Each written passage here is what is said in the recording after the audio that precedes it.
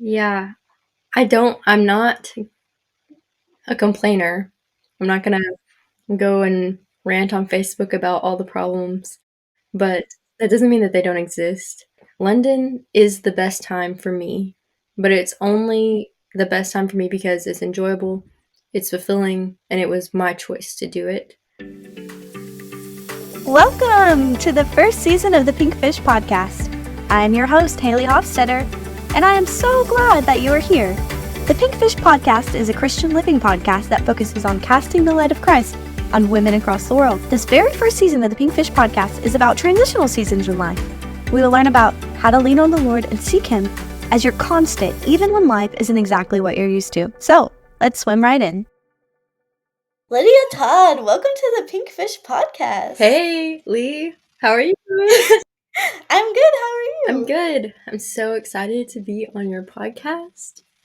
I think that our listeners owe you a big thank you, and I owe you a big thank you, because you're a super big reason why this podcast even got to start anyway. Well, detail to you, because if it weren't for our many conversations, I guess we both wouldn't have a podcast right now.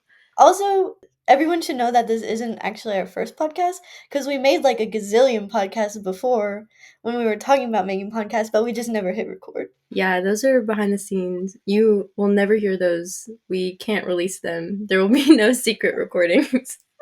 There would be no secret recordings.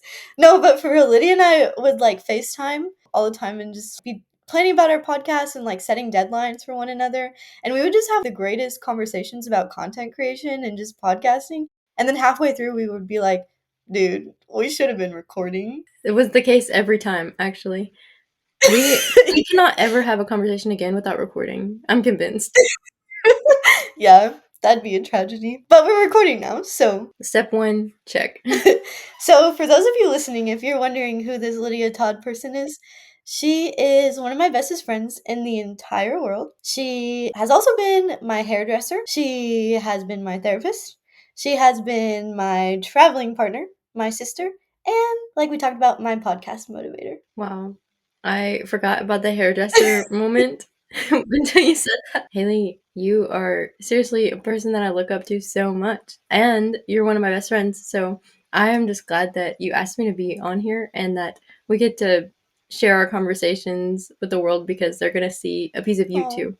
That's so sweet. Thank you, Lydia. Something that we've been doing on the Pink Fish podcast this season is we have been asking our interviewees what is something that the Lord has been teaching them lately. And we're just doing this so that we can gain wisdom from what the Lord is teaching a variety of people. So, what is something that the Lord has been teaching you lately? So many things. One thing is discipline, getting into the habit of daily Bible study. I mean, taking in a lot of God's blessings in my life, whether it's His Word or His people or just like time alone with Him in prayer. I've been able to help, or I've been helped by people in getting disciplined in those areas, and that's been really good. And also, He has been showing me a lot of different things through this class that I've been taking. The church here, all of the members are currently enrolled in a Bible class at a university. Like, we're all taking it together. And the class is historical evidences. And the main thing that I've taken away the last couple weeks from it is that the Bible is a history book. Like, normally, whenever I think about the New Testament, I think about it being the inspired word of God, but I don't think about it being a history book. But we've been talking about how if what they wrote isn't true, if it wasn't factual history, then we wouldn't believe it. The only reason why we have faith in the New Testament is because we know that everything that Luke recorded or everything that Paul recorded is historically accurate, and therefore the events that they record did happen. And so since Jesus did die on the cross and was raised again, then we have our faith. Yeah, that is so cool. I think that's a really good reminder to me too, because like a lot of times I can separate like what happened in the Bible from like what happens in the world, but like what happens in the Bible did happen in the world. for sure. And there's so many historical people mentioned too, like Caesar is just in there, and like he was a real person. That's so cool. So, Lydia, you mentioned the church that you are with there, wherever there is, and you mentioned these places that you're going. So, could you tell the audience where you are right now and why you're there? Yeah, currently I'm in my bedroom, and no, I am in London, UK right now, and I moved here 5, almost 6 months ago, right after the summer after I graduated from college, and yeah, I've just been here for 6 months now, and that's kind of crazy Yeah. because it is on the other side of the world. So, Lydia and I studied abroad together one semester when we went to Christian college together called Freed Hardeman. And I just remember like having so many conversations about mission work while we were abroad and like getting to go to so many different cool countries together and just getting to like explore the world and like we like our friendship was so sweet during that time because we were just like so on fire for evangelism and the Lord and we'd be like harassing these random people on the train. We'd be like, "We have to tell you about Jesus right now." And so it's so cool that you are back in Europe right now and like this is what you're doing with your life. Like you're evangelizing to people over there. So I'm just so encouraged that you are actually making this happen. It is certainly a blessing to my life to be able to do this because it's really what I love. And I know that you love it too. Like, we spent that whole semester doing so many things that we should probably regret. Well, not what we did, but how we did it. Yes. But it really is so great to know, like, the ministry that I'm doing for God is something that I get to do every day, all day, and Yes, that there are so many people who support me in this. that's so cool. I would love for you to tell our listeners just kind of like how you got to this point and your journey in deciding to go to London and like how did you just be a college student in a small little Christian school in Tennessee and now you're a missionary in London. So what was that process of making that happen? So I was actually at the very beginning of college life. I started as a double major in psychology and criminal justice, and that was because I thought I was going to be some forensic psychologist before I realized that those don't actually really exist. And so changed my mind about that. But throughout the course of college, I was able to see a lot of different things that females specifically can do in the church that I just didn't realize were possibilities. Things Mhm. like teaching young girls classes all summer or doing missions. I mean, we went on what, 3 trips together with North Carolina and Costa Rica twice. And after planning 2 trips to Costa Rica, I was like, I would really like to do this just the rest of my life, not just 1 week in the summer or on spring break. And so through college, it went from I'm a psychology major, I just want to do counseling because I feel like that's the only ministry that I'm really able to do. And it morphed into, counseling could be my income, but I think that what I want to do is share the gospel with the lost. And that can look like a lot of different things, but I love travel and I love meeting new people and sharing Jesus with them. And so combining those 2 things leads you to foreign missions. And that's where I am now. You talked about how the expectations for what you were going to do at the beginning of college changed from what you're actually doing now. And I remember like my freshman year and sophomore year and junior year and even senior year of high school just stressing and being like, I don't actually know exactly what I'm going to do with my future. And there was a point that I got to where I just kind of like became okay with that. I was just like, "Huh, I don't really know what my next step looks like." And it was super close to graduation and I still didn't have a job. I didn't even have a job until a month after Xavier and I moved to Nashville. I guess I'm asking you to speak to those listening who maybe they don't know exactly what they're gonna do after college, and yeah, just speak to them and what kind of advice would you give for that? Well, I can definitely relate because the idea of even potentially going to London, like even as a crazy dream, it didn't even come into existence until November of my senior year. And so that was what, 4 months into my last year of college. And so I had no idea what was coming. And I don't know that you're ever gonna be able to erase all your fears when you're in that moment. I mean, it's just like an expectant mother or like something else where there's a big change coming in your life and you don't know what to expect. There's going to be some anxiety and fear in that stage, most likely. And the only way that you can kind of maybe lessen them. I don't know if it'll ever get rid of them, but some things that helped me was one, prayer. You need to talk to God about what you're feeling. Don't ignore your feelings and act like they're not there. But pray about what you want, what you don't know, if you want or don't want. And another thing, dream big because you don't know what's coming, so might as well make it something that you will enjoy.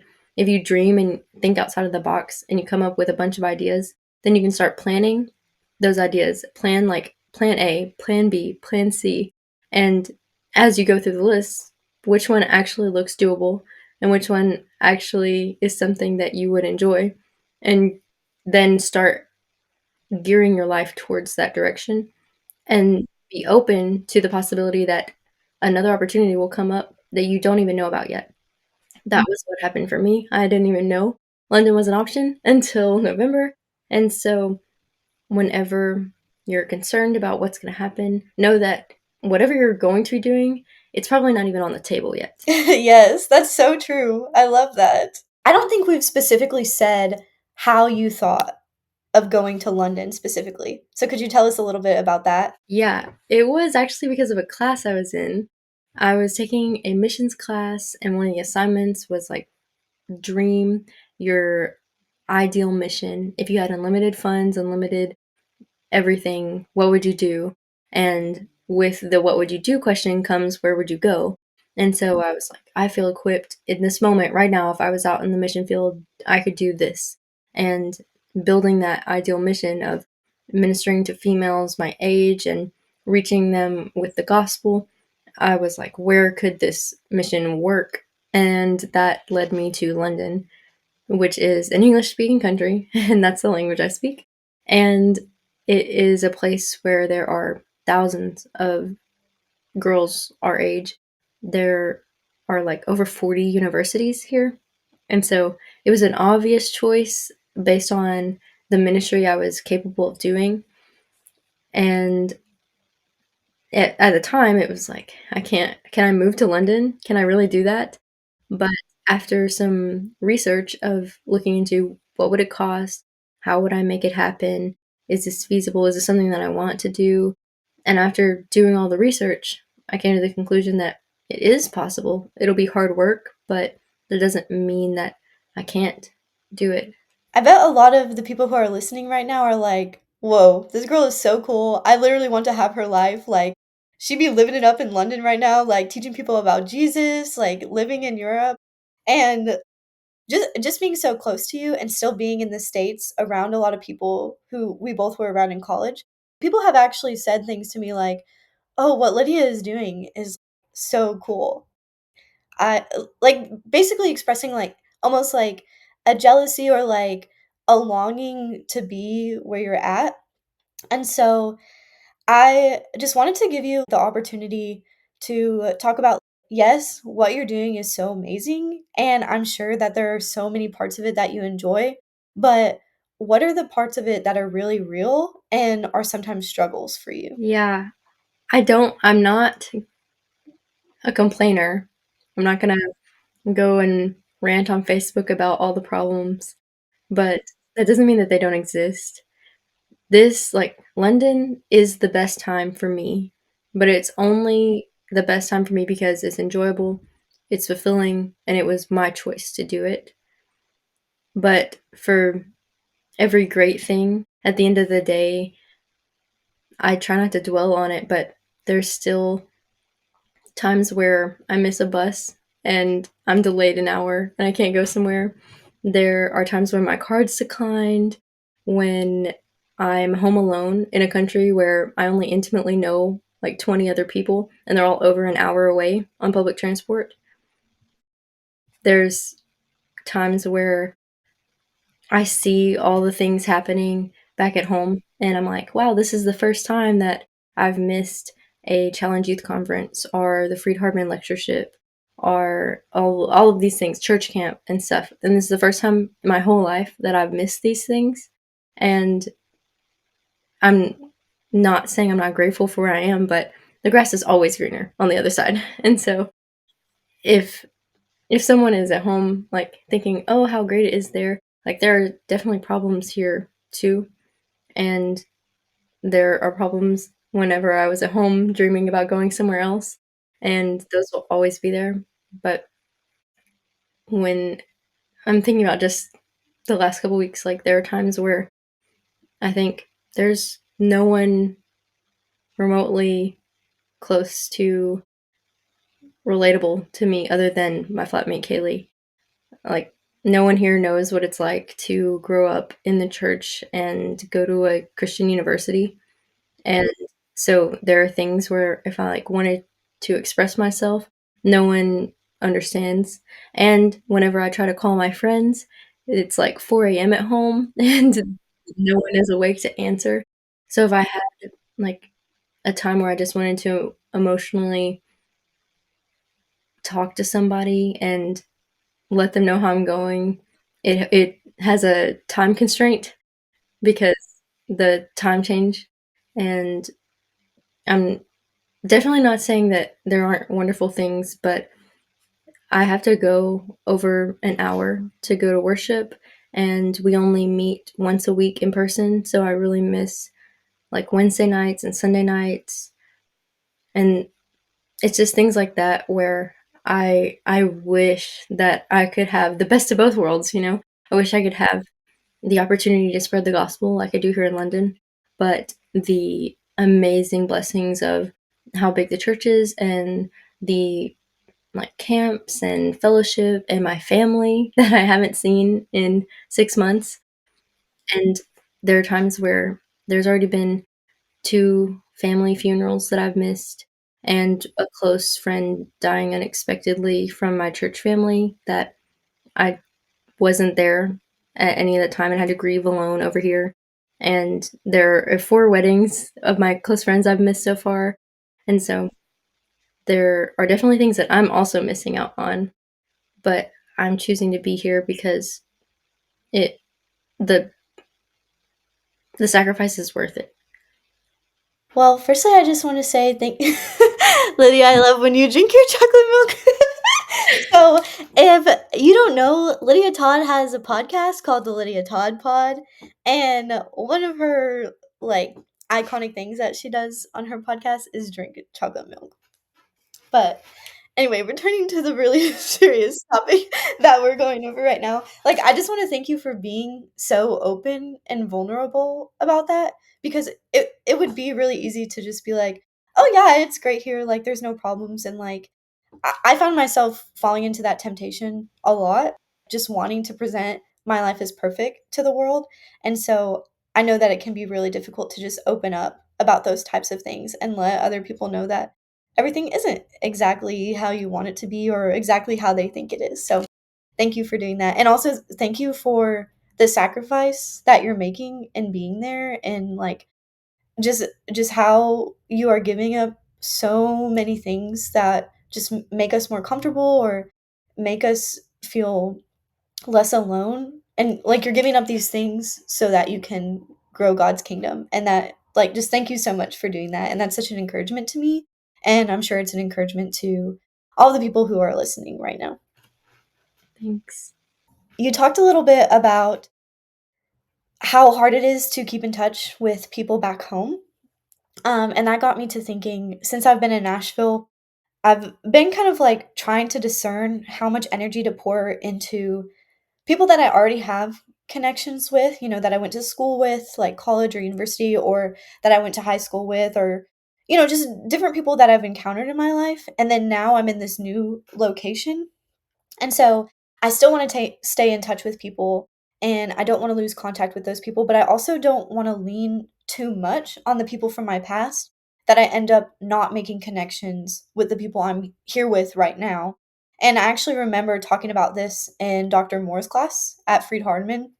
In one of his missions classes, he talked about how it's really important for missionaries to make that distinction and to be able to discern how much to lean on those from previous seasons and how much to depend on the church that is there with you right now, and to even form relationships with people who aren't Christians and depend on them in a way so that you can just speak life into their lives. So I was just wondering, what has your experience been with this situation, and what are some things that you've done to help you discern how much to pour into each people group? Yeah, I feel like I'm not the best person on this. I've kept up with a couple friends really consistently, you being one of them, and then some of them, it's like I feel like I've let the ball drop.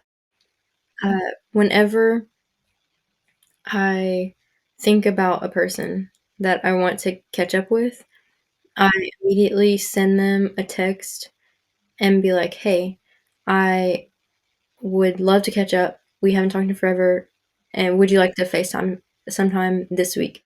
And we'll select a day and a time, and then I put it in my calendar, and I mark that off as something that is like a normal event that I can't skip or reschedule, and I book everything else around it. And that has helped me because I can be like, "Oh, Tuesday I have a call with so and so."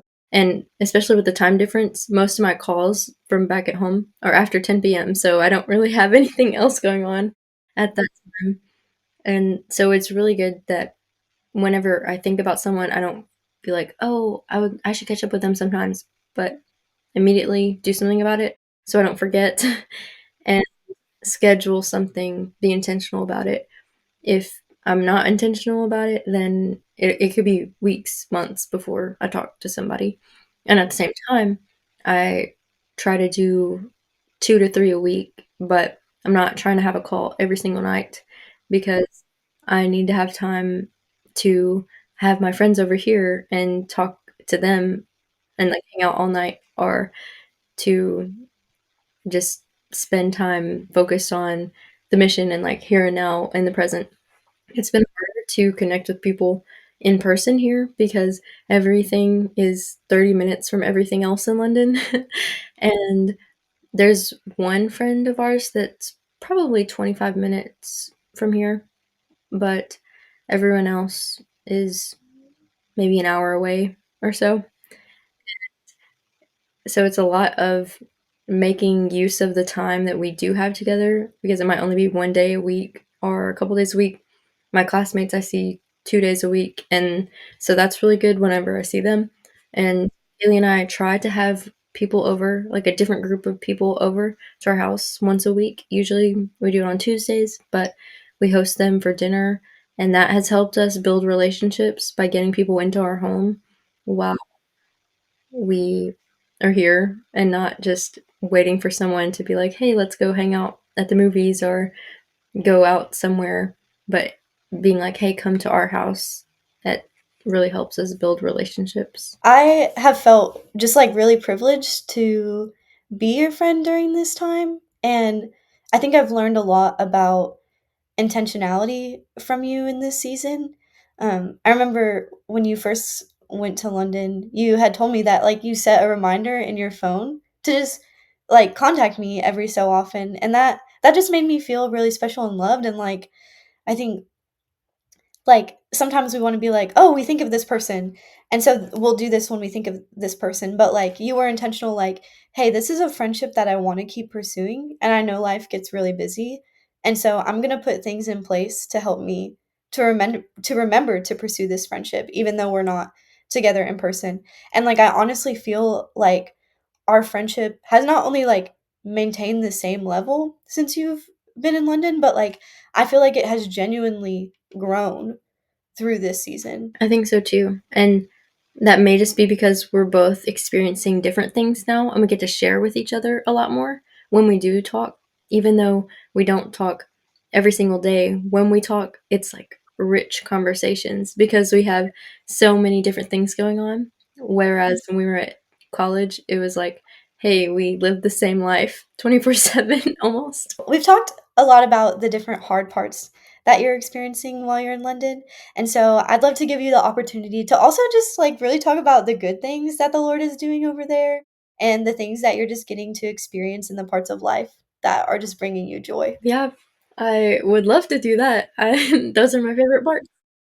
We have we started out with not and whenever I say we, I mean me and Kaylee Wadlington. We are a team over here, but whenever we started out, it was a really slow process of beginning the mission, and we did a lot of outreach. We did a lot of events to try to make connections with non-Christians, and it wasn't until December, January, where things started picking up.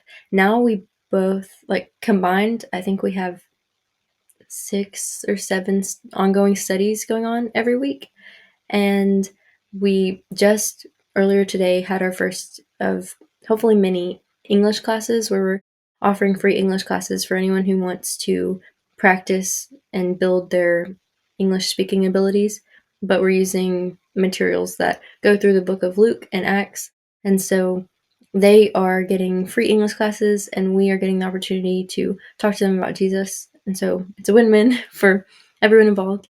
And with those and then the studies and then also just being involved in the churches, we get to teach a bunch of ladies at different congregations in London about how to evangelize, how they are equipped to share the gospel. And that has been so rewarding to see our sisters in Christ grow and feel equipped and feel ready to work in the kingdom.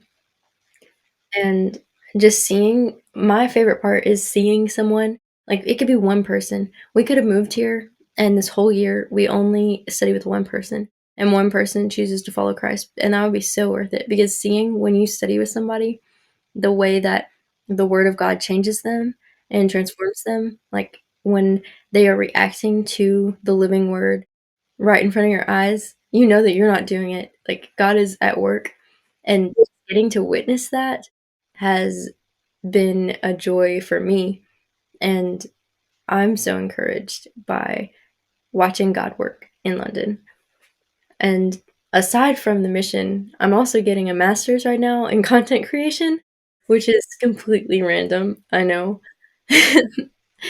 But it's been really helpful both for the mission, like, I have used a ton of online advertising for all of our events, but also it's helped me with podcasting and a few other side ventures where I'm just rediscovering things that I've enjoyed to do but haven't had the time to do. I'm trying to work on a book, and I'm doing a couple other things with, like, maybe a music album. We'll see. Um, just some random fun things that I have enjoyed in the past, and now I'm like, time to make it happen if it's gonna happen.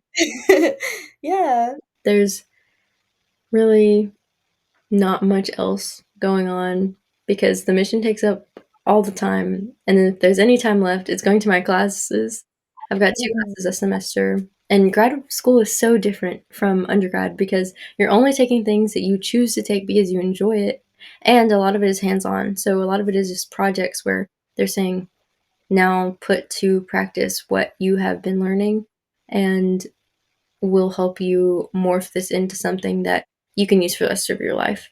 And so that has been really helpful because I'm able to do things for the mission, for class. I feel like people who know you in person or who follow your podcast will not think that the social media content creation degree is way like coming out of nowhere. Because if you know Lydia Todd, you know that she just does the randomest things and somehow they all make sense to do together. And so it's been really cool to see like how the Lord is using the different passions that you have to do good for his kingdom and how you are you're pursuing the things that you enjoy doing, but in pursuing those things, you're always looking through the lens of how can Jesus be glorified through this passion that I have or through this desire that I have. And that's just so special to see. Well, I do have a lot of passions, so may God be glorified through all of them. Yes, I love that. So while you have been doing your mission, I would love to use this conversation as an opportunity to encourage those listening to get involved with missionaries that they know and to support them in ways that would be helpful to the work that they're doing and just helpful to their mental health or their social needs. And so, what are some things that people have done to support you during this season that have been helpful and beneficial? And, like, what are some things that maybe people haven't done, but you think would be a good thing, like, would be a need that you need met? This will probably be different for every missionary. And so, I mean, there's some general things that are the same for everyone, like pray for them. Obviously, that is a crucial thing for support. But as a 23-year-old girl, one thing that really always encourages me and helps me is just when people intentionally reach out. Like if I got a long text about someone's day and how they were thinking about me, and so they decided to send me an update of how their life's going, that means so much to me because like you're taking time out of your day to continue and pursue our relationship and communication. And so that is helpful for me. I don't know that maybe like a 40-year-old man would care as much on the mission field. Yeah. But that's one thing. And one thing that I got uh, at Christmas was my home congregation sent a bunch of letters unprompted. Like they sent a whole packet of letters to me. And that meant a ton just because, again, you're going out of your way. Like you thought of me. Wow, that is super special. And then um, my mom sent some care package things over. Like anytime someone is coming to Europe, she'll be like, "Take this to Lydia." And those things have been really special. She sent me some of my favorite chocolate and some other things. And also, which you are doing this, coming to visit. Yes, I'm really excited to come visit. I think that that is one of the biggest encouragements. It hasn't happened yet. I mean, Kaylee's mom came earlier this year, and that was really good for her. And so I think whenever you and then Mallory is also coming, and so we'll see some different friends throughout the year, and just having people from home to remind us of home and spend time with us and to share what we're doing here with people from home is so much fun. A group of students from FHU sent us, well, they asked what they could do, and we told them, hey, our current thing right now that you could help us with is writing letters for us to use in door knocking. So we sent them a template of what to write, and they wrote over 100 letters for us to use in door knocking and mailed it to us. And so that has been super beneficial because if it was up to us, there would be no letters. We would just be door knocking with no materials because we don't have time to write 100 letters. But if 50 kids all write 2 cards, then that is something that was super, super helpful.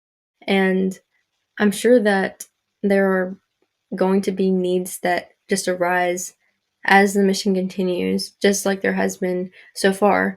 And so, whenever you want to help a missionary, in the moment, like ask them, what do you need right now? And they'll probably be able to tell you something. If nothing else, they can send you their current prayer request so that you can be intentionally praying about specific things.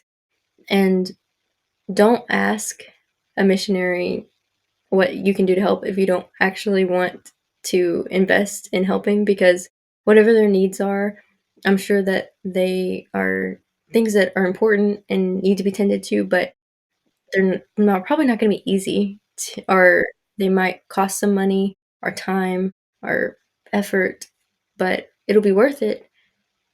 And I think as a missionary, whenever people ask me about helping, in my head, I think they are just trying to be polite, but I don't know that they actually want to help. I don't think that they know what they're getting into. And so be intentional about telling the missionary, I want to help and I'm willing to do things that cost money, or I'm willing to do things that take time out of my day. And so letting them know that you are willing to put in the effort, because I would hate for someone to ask me because they're being polite and then me say, "Oh, actually, we need a couple hundred more dollars to meet our monthly budget this month," and then them saying, "Oh, sorry, I didn't actually, I can't actually help."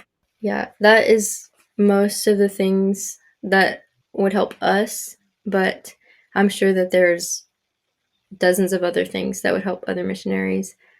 Yeah, I think the point that you said about just asking and being willing to deliver on whatever they need help with is such good advice because yeah, that's really the best way to find out because like you said, it's different for every single missionary.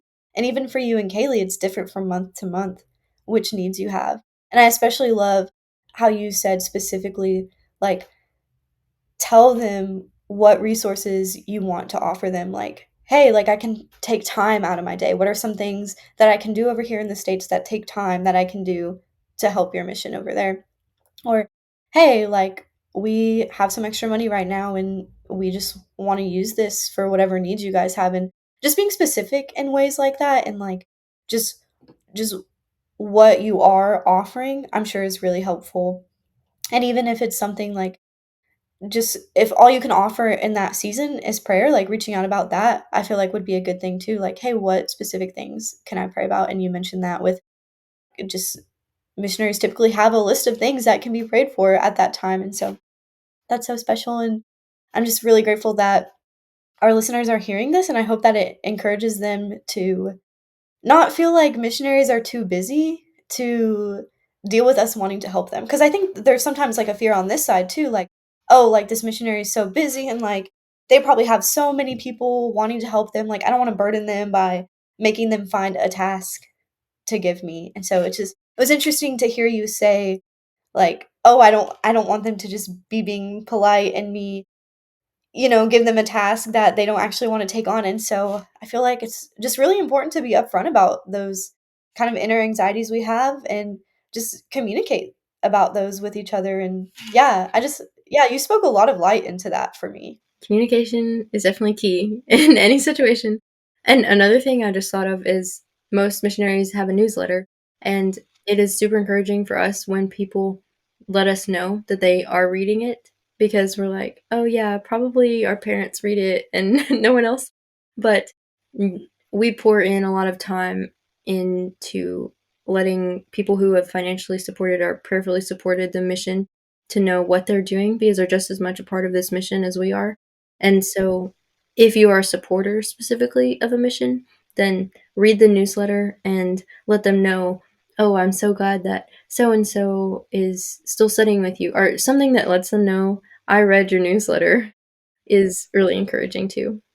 Yeah, I always am so encouraged reading your newsletters and there's a few missionaries that I follow and some of them I support and some of them I pray for, but it just changes my life and it transforms me each time I read through those newsletters of missionaries who are overseas doing work or even if it's like a domestic mission or something like that. Like it encourages me, like, all that others are doing around the world, and just to know that the gospel is being preached in so many places and, like, this work that I'm doing, I'm not doing alone. Like, there are others making sacrifices, and there are others just trying to grow the Lord's kingdom as well. That's just such an encouragement to me. So, if there's anyone listening right now who maybe you don't know a lot of missionaries or missions isn't really something you've thought of and it's not really something you want to do, I would just encourage you look for missionaries that maybe your church supports or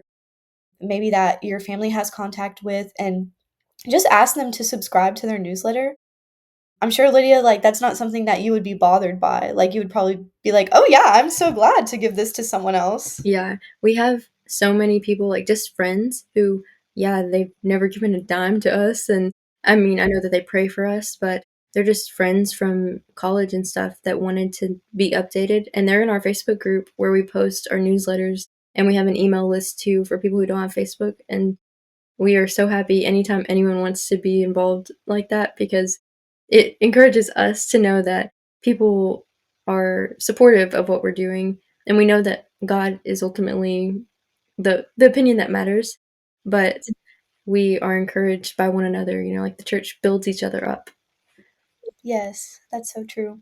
And I think another thing that I gained from reading your newsletters is the things and the tactics of evangelism that you use in London. Like, oftentimes I'll read that and be like, oh, I can do that here in Nashville. Like, that's something I can totally implement into my life. And so, yeah, like I said, like, if you're not interested in doing missions, like subscribing to a missionary newsletter is just a really good way to just lift up your own life and sanctify yourself and just transform the mission that you're doing where you're at. That is straight facts.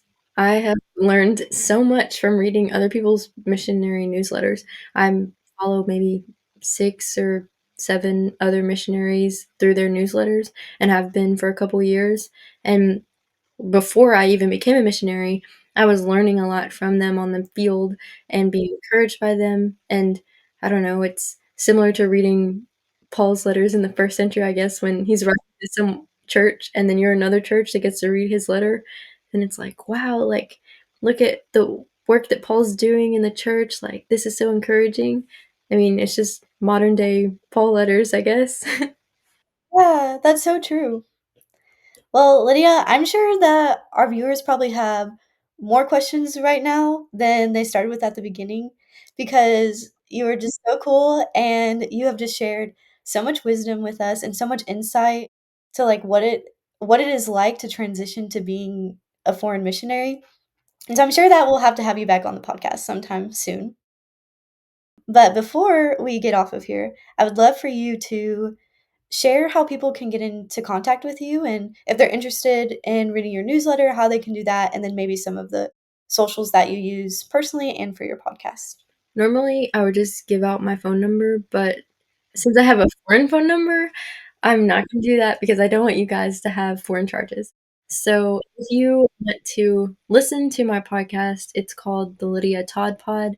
If you search Lydia Todd Pod on any podcast platform, it should come up, and all my socials are linked below every one of my podcasts. But if you would rather just message me on Instagram or Twitter or Facebook or literally any social, I'm probably on there, then all my socials are linked on Linktree, my Linktree account. So it's linktr.ee/Lydia Todd. And if you go there, you'll find all my socials and my podcast and everything. And I'm completely open to you sending me a message if it's about mission work, if it's about this podcast episode, if it's about literally anything. I love making new friends.